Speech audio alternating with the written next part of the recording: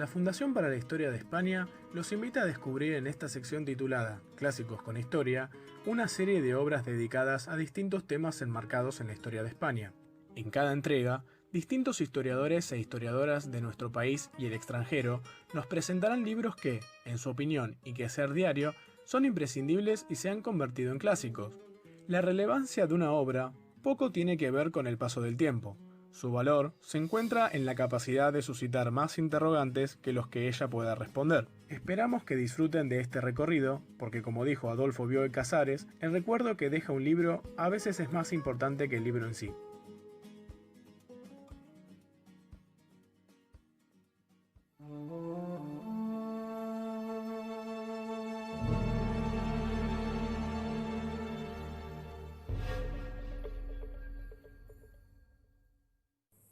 Un saludo a todas las amigas y amigos de la Fundación para la Historia de España en Argentina. Tengo el placer de acompañarles en este formato dentro del marco de las actividades que las responsables de la Fundación han puesto en marcha para dinamizar la actividad cultural e histórica en el marco de las actividades de la Fundación, y a la que gustosamente me sumo por múltiples razones de afecto personal y compromiso profesional hacia la Fundación. Me han pedido que les hable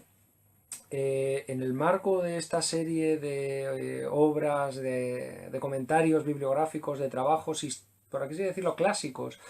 para la historia de España, de algún tipo de contribución que fuera en la línea de lo que conocemos hoy en el marco o bajo la etiqueta de historia atlántica, que es de alguna manera la consideración de la historia del espacio atlántico que se configura pues desde la Baja Edad Media hasta la actualidad como un espacio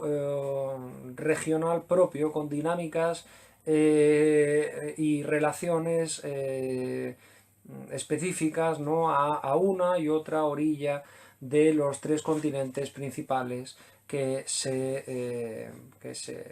baña el Atlántico, ¿no? Y lo hago desde la Universidad de La Laguna, precisamente desde pues uno de los primeros enclaves, uno de los enclaves estratégicos esenciales en esos inicios de la expansión europea por el Atlántico. Y también es el lugar de nacimiento del historiador del que he elegido la obra para comentar. La obra que les voy a comentar, el clásico de la historiografía, de la historia, para la historia de España, pero con una dimensión universal, es esta que tengo aquí, que es La política indigenista de Isabel la Católica, de Antonio Rumeu de Armas, historiador, como les decía, de origen canario, aunque desarrolló toda su vida académica fundamentalmente en Madrid, ¿no?, tanto en la universidad como en el Consejo Superior de Investigaciones Científicas. Se trata de un libro que viene muy a cuento en estos momentos complicados que estamos viviendo. Complicados en este momento no me refiero a la complicación derivada de la pandemia mundial que está llegando, que ha llegado a todos los confines de la Tierra y que ha modificado sustancialmente nuestros hábitos de vida y nuestras necesidades cotidianas, sino a algo que quizá bajo todo ese gran impacto de la noticia sobre la COVID-19 que estamos viviendo, pues que está pasando no inadvertido, porque realmente no está pasando inadvertido, pero sí que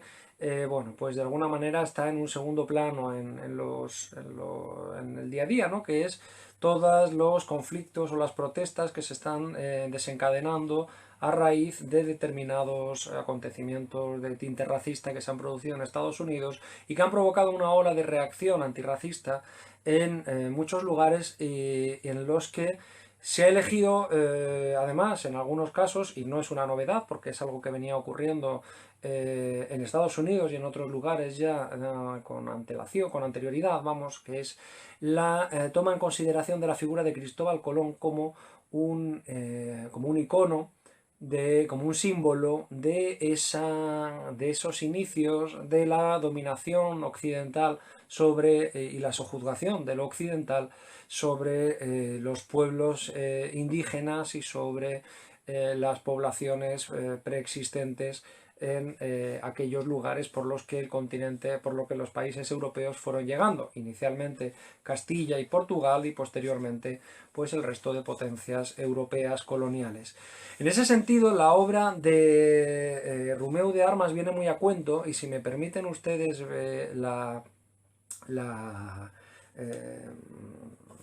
iniciar este comentario bibliográfico leyendo los 3 primeros párrafos de la obra, porque resulta muy significativo y muy interesante. La obra, ya se lo anticipo, es una obra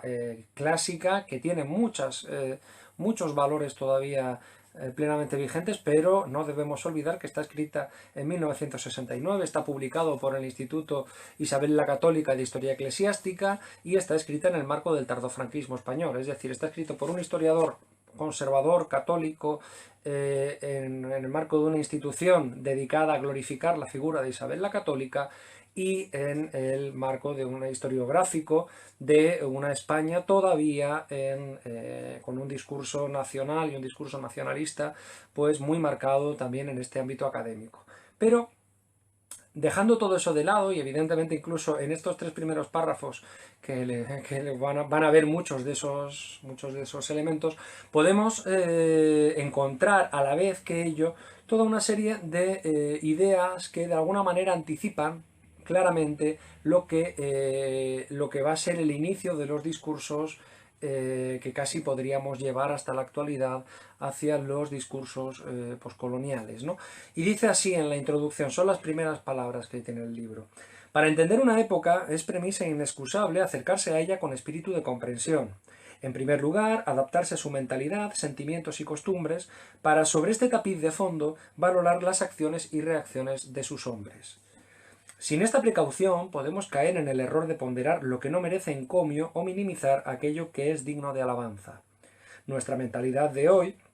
es un canon recusable en historia. Es preciso desempolvar las viejas unidades de medida para apreciar en su justo valor cuánto da de sí una época. Esto viene a cuento de la política indigenista de Isabel la Católica, la eximia reina de Castilla. En un mundo donde ha triunfado la libertad humana, y aquí en el original libertad humana viene en cursiva, y donde la esclavitud está proscrita en casi todos los rincones de la tierra, la actitud de la reina Isabel con respecto a los indígenas de 2 continentes pudiera parecernos altruista en el fondo, pero con limitaciones y contrasentidos. Pero si nos situamos en pleno siglo XV, en una época donde la esclavitud, también en cursiva, estaba legalmente reconocida, incluso por la Iglesia, nos parecerá su postura tan sorprendente y avanzada que no tiene parangón en el tiempo. La obra en sí es un análisis pues muy erudito y muy basado en la documentación. El libro tiene aproximadamente 500 páginas, pero de ellas más de 300 corresponden a documentación, alguna inédita, otra ya publicada, pero recapitulada toda por el profesor Romeu en este monográfico. Se trata, como les digo, de un estudio muy concienzudo que analiza cómo se produjo un cambio de paradigma en la mentalidad europea, o al menos en la mentalidad castellana, o al menos en la mentalidad de Isabel la Católica, un cambio de concepción a medida que el cristianismo dominante, el catolicismo, se iba expandiendo y se iba encontrando con lo que conoceríamos como infieles negativos. Y así lo señala en el propio libro el autor al comienzo, ¿no? Esa distinción que hay entre infieles positivos e infieles negativos, porque los infieles positivos son aquellos, como por ejemplo los musulmanes, que han tenido la ocasión de recibir la palabra de Dios y no la han tomado. Es decir, son infieles conscientes de serlo. Mientras que los infieles negativos o gentiles o paganos, en función de en qué momento estemos hablando de ellos, son aquellos a los que la verdad revelada, la palabra de Dios, que recuerden que en este momento es lo que articulaba en buena medida todo el pensamiento y lo que ponía en uno u otro bando a las personas, pues el no haber tenido acceso a esa palabra revelada de alguna manera modificaba la situación jurídica y modificaba esas esas ideas de qué se podía hacer con esa gente, en realidad si se podían esclavizar o no se podían esclavizar, llegando a la conclusión, y así se manifestó, y así puede acreditar Romeu de Armas en esta obra, y la documentación está en los archivos, se produjo la liberación de muchos aborígenes, fundamentalmente aborígenes canarios, que fueron vendidos injustamente como esclavos. Yo sé que en términos, por eso apelo a esa introducción inicial de la obra de Romeu, tan moderna también, ¿no? En el sentido de que no se puede juzgar con ojos del presente al pasado. Realmente la esclavitud en ninguna de sus fórmulas nos parece adecuada, justa o injusta en la actualidad, pero evidentemente en la época sí, y esas categorías analíticas las tenemos que comprender y las tenemos que manejar, porque si no estamos haciendo discursos para el hoy, no discursos para entender el ayer. Y en ese sentido, como les decía, esa distinción que se produce y esas liberaciones que se producen por esclavizaciones injustas entre comillas, porque se habían producido sobre aborígenes que no habían dado motivo para ser esclavizados, es decir, que se habían convertido al cristianismo, que no habían sido capturados en guerra y demás, pues realmente abre toda una nueva configuración sobre la concepción del indígena en la sociedad castellana. No debemos interpretarlo, y esa misma línea es la que posteriormente pues seguirá Bartolomé de las Casas y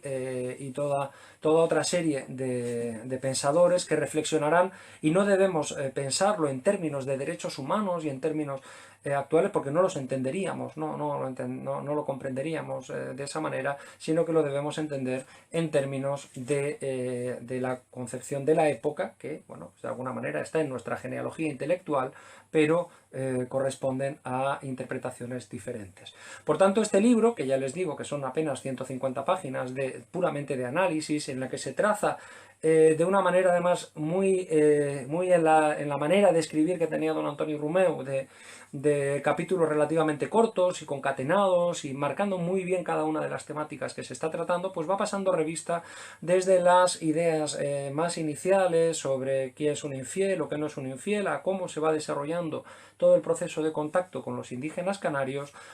con los aborígenes canarios, como quieran llamarlos, hasta su traslación epigonal epigonal en el sentido de la obra, no lógicamente en la actualidad, hasta su traslación a la realidad americana, ¿no? Entonces, en ese sentido de actualidad temática, por todas estas cuestiones sobre la figura de Colón, sobre la esclavitud de los indígenas y demás, por importancia en la historia de España, pero también en la historia atlántica y por extensión en la historia argentina o americana en general, pues creo que la política indigenista de Isabel la Católica puede ser una buena lectura para redescubrir a los clásicos, encontrarles, lógicamente, pues todas aquellas cuestiones, considerémoslas desfasadas ya, en relación a discursos historiográficos contemporáneos, pero para comprender el valor, para comprender la importancia de buena parte de esos argumentos para abrir nuevas líneas de investigación y nuevas líneas de conocimiento. Y además todo ello con una extensísima selección documental que sin duda pues a los aficionados a la historia les permitirá comprender y conocer cómo, en qué términos se expresan la documentación, los documentos antiguos, los documentos que utilizamos los historiadores como materia prima para construir nuestros discursos y pues de alguna manera comprender la realidad de primera mano. Espero que la recomendación les resulte grata y nuevamente quiero expresar mi agradecimiento por la invitación a la Fundación para la Historia de España y un saludo muy afectuoso para toda la población y la ciudadanía de la República Argentina. Un saludo.